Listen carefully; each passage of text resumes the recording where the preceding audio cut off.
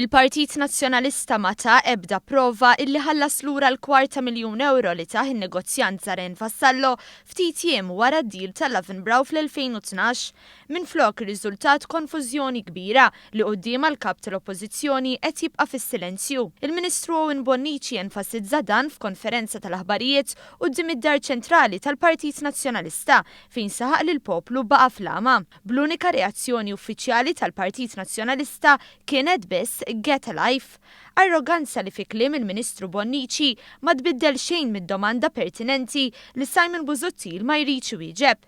Il-Ministru Owen Bonnici qal li bekk kollox jindika li mhux vera li tħallsu lura l-flus li ta' Zarren Vassallo lill-Partit Nazzjonalista xahar wara dan id-deal skandalus. Saħansitra dan kien ikkonfermat mill-Orizzont li ppubblikat email li ntbatet fit-8 ta' Jannar li għadda fejn il-President tal-Eżekuttiv tal-Partit Nazzjonalista Anne Fenech qalet li għadhom qed isiru arranġamenti. Anke jekk sorsi mhux uffiċjali fil-Partit Nazzjonalista pruvaw ibijawha lil The Malt Independent li tħallas kollox.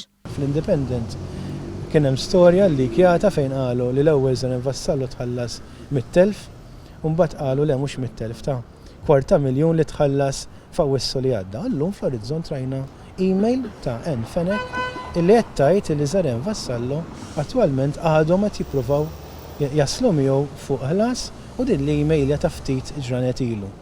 Quddiem din in-nuqqas ta' trasparenza talab lil Simon Busuttil biex jaqbad u jgħid xi ftehim u dan li semmiet Anne Fenech ma' Zarren Vassallo l-interessi kemm huma u xogħtijiet aktar ta' Zarren Vassallo lill-Partit Nazzjonalista u huwiex fil-lista ta' dawk illi taw 3 miljuni f'ċedoli.